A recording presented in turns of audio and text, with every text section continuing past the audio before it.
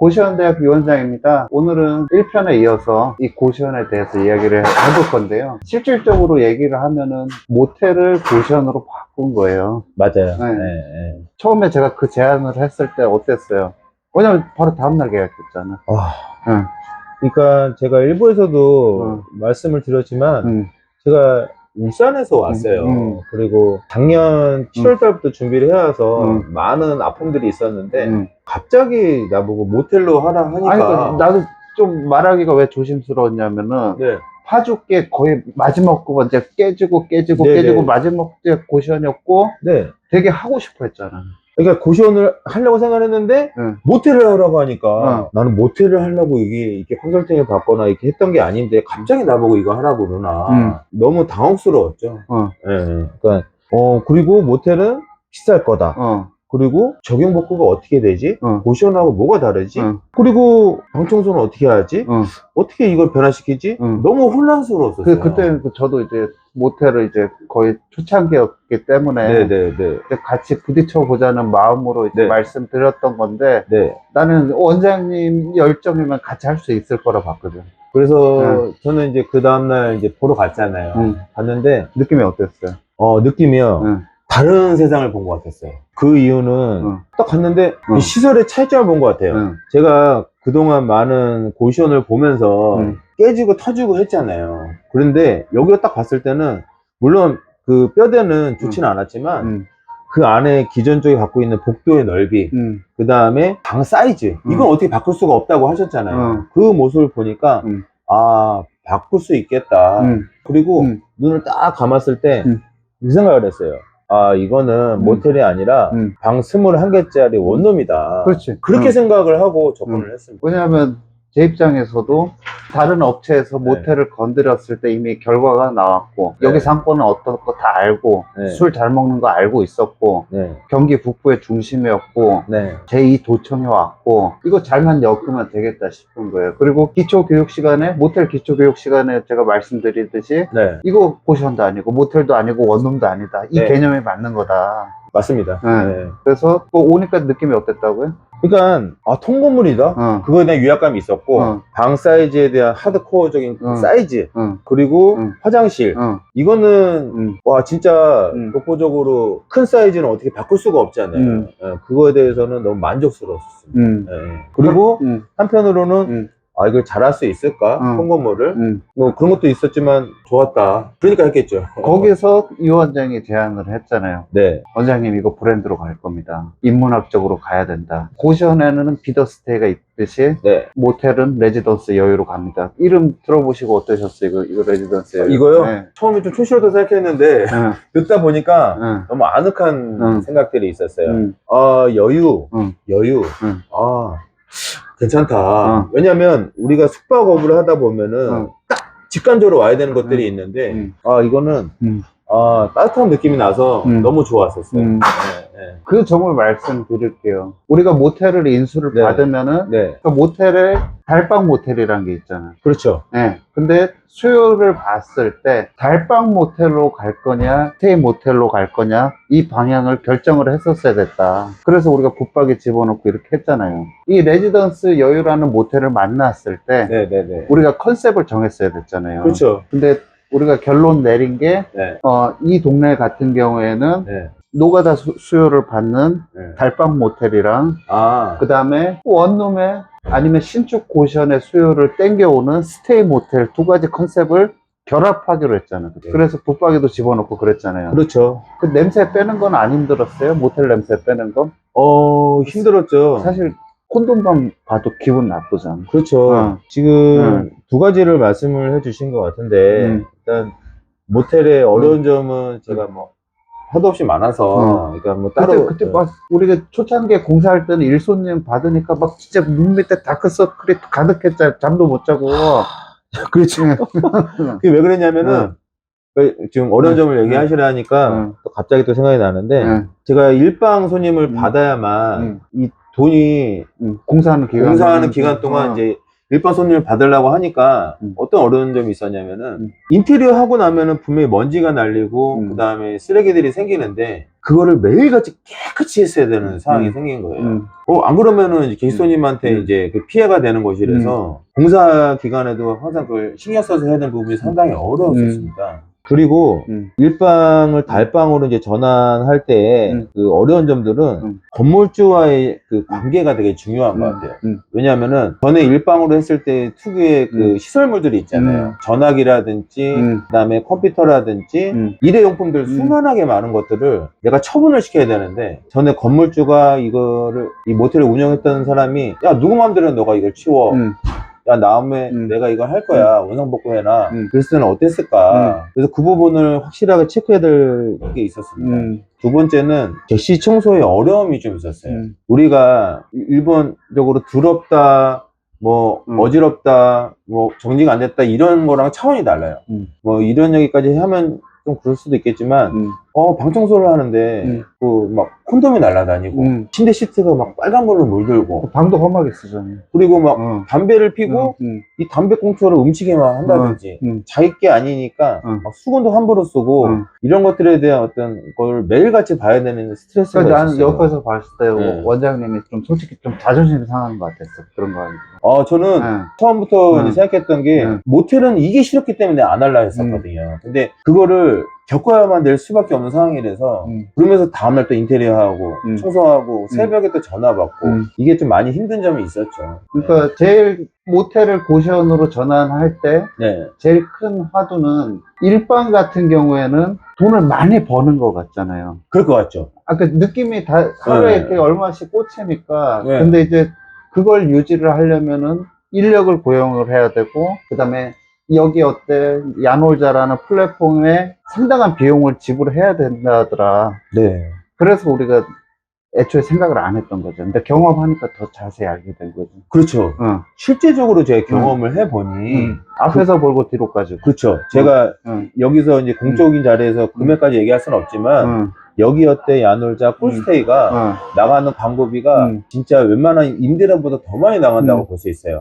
기본적인 광고비를 얼마 줘야 되고 그 다음에 방을 팔았을 때 10% 카드 수수료까지 이제 공제를 해서 그 부분이 있고 두 번째는 세탁비 세 번째는 청소비 네 번째는 일회용품 이 비용이 아직도 일회용품 남아있죠. 아직도 남아있죠. 근데 그 비용이 진짜 많지가 않아요. 그러니까 앞으로 보러 뒤로 빠진다는 게 다 이런 거예요. 거기다 기본적으로 전기세, 수도세, 임대료까지 내면은 너무 그게 비용적으로 부담이 많이 됐었습니다. 근데 우리가 이제 인수인계하고 일 배울 때 전에 사장님이 강조하는 게 일손님 받아야 된다. 그러니까 제가 옆에서 보니까 한번 그걸로 돈 맛을 본 사람들은 다른 생각을 못 한다. 그리고 두 번째, 고시원을 경험한 사람은 모텔을 고시원으로 바꿀 생각을 할 수 있는데 왜? 돈 많이 버는 방법을 알거든. 근데 기존 모텔 주인들은 그걸 못 느끼는 것 같더라. 전에 원장님 보면은 부부가 나와가지고 그거 좀 얘기해 주세요. 이 사람들은 정말 청소비 하나라도 아끼기 위해서 자기 몸으로 뛰던데 정말 그 사람들 보면은 얼굴이 푸석푸석하고 삶에 낙이 없는 거예요. 정말로 내가 원했던 그런 모습이 아니었었어요. 몇 가지 문제점을 말씀드렸지만 제일 컸던 게 저는 주말이 없는 삶, 내 자유가 없는 삶, 특히 저녁에 전화가 주말에는 너무 많이 와가지고 잠을 잘 수가 없어요.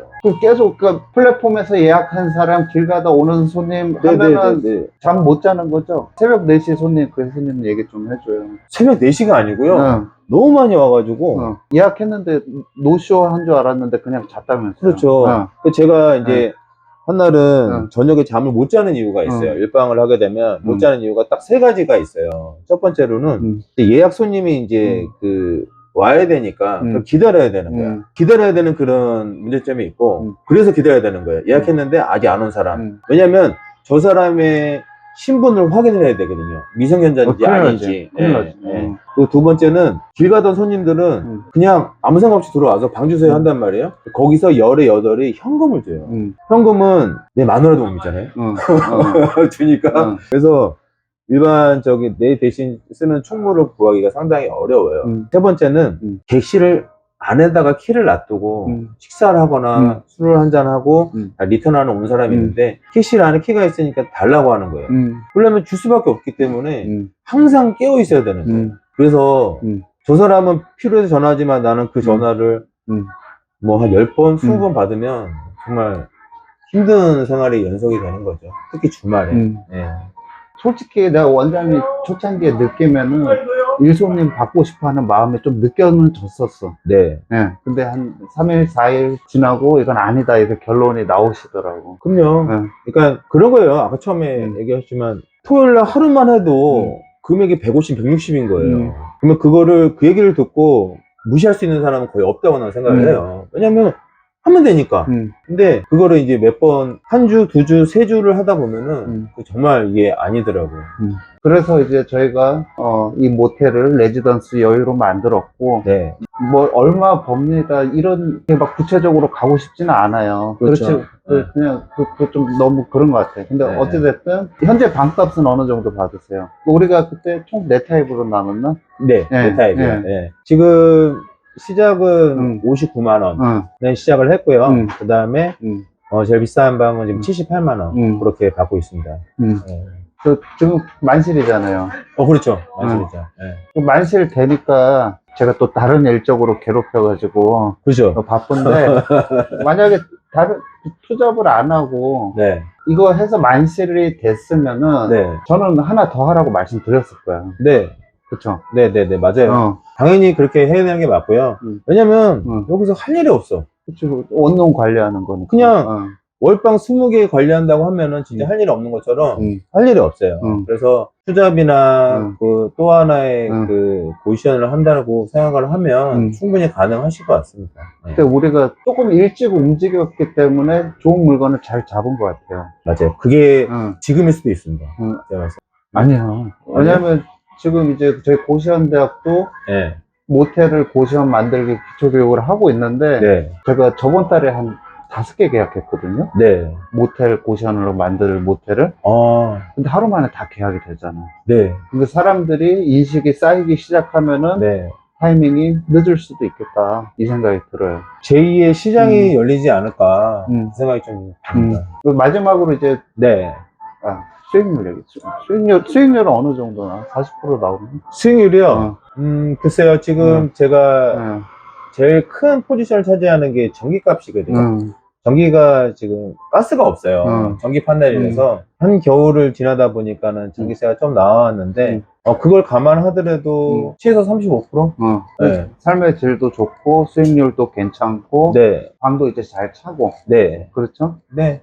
시설적인 부분이 고시원이랑 어떤 차이가 있는 것 같아요? 일단 큰 틀에서는 비슷하지만 고시원은 나름대로 딱 정형화되어 있잖아요. 입구, 방, 주방 딱 돼 있는데 모텔들은 그 전에 갖고 있던 그런 모습들이 너무나 다양해서 그거를 갈아엎고 다시 한다기에는 상당히 어려울 것 같아요. 그거를 최대한 활용을 하는데 너무나 다양해서. 근데 활용하기가 좋은 게 네. 큰 텔레비전 있지.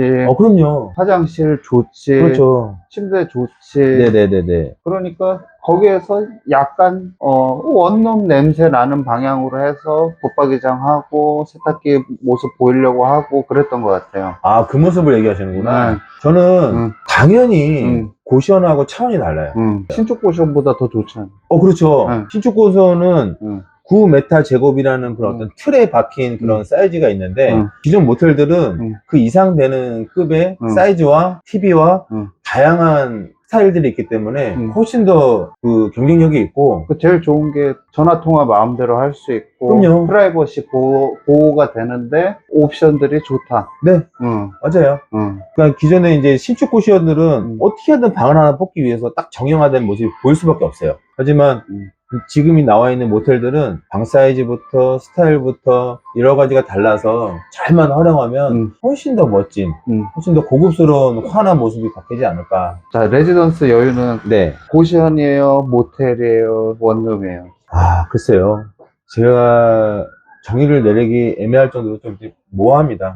예, 다 커버할 수 있는 포지션이지 않을까 싶습니다. 마케팅 채널도 고션 섹션에도 뿌리고, 모텔 섹션에도 뿌리고, 원룸 섹션에도 뿌리고, 달방 모텔 광고 보고 온 사람은 네네. 그 사람은 모텔 수용 보고, 맞아요. 고션 홍보 사이트 보고 온 사람은 고션 수요고, 네네네. 원룸 홍보 섹션 보고 온 사람은 원룸 수요고. 안 그래도 응. 이제 마케팅 부분을 얘기하신 것 같은데요. 응. 진짜 맞아요. 응. 진짜 여러 경로로 응. 활용할 수가 있어요. 응. 추가로 더 할 수 있는 거는 혼숙이 가능하다는 응. 거, 2명이 잘 수 있다는 거, 단기방이 된다는 거, 그리고 외국 손님들을 쉽게 할 수 있다는 마케팅의 활용성이 너무나 다양해서 좋았던 것 같아요. 마지막으로 고션 모텔을 이런 후배들한테 해주고 싶은 말씀 있으세요? 이라 생각하지 마시고 이거는 또 하나의 기회고 원룸이라 생각을 하시고 지금이 기회라는 생각이 들어요. 고시원을 많은 사람들이 프리미엄화 시켜가지고 원리금이 올랐던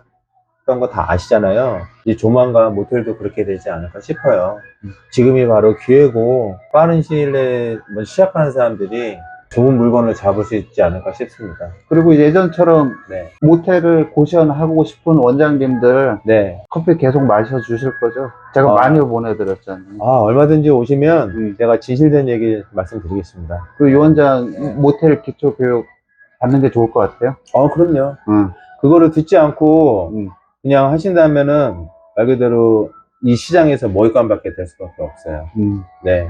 한번 들어보시고 와서 같이 상담하시고 얘기해 주시면 제가 충분히, 그리고 우리 유 원장님이 정확하게 말씀해 주실 거라 생각합니다. 아직도 귀에 맴도는 게, 우리 남편은 모텔은 죽었다 깨도 안 돼요, 이 원장님이 아직도 기억나.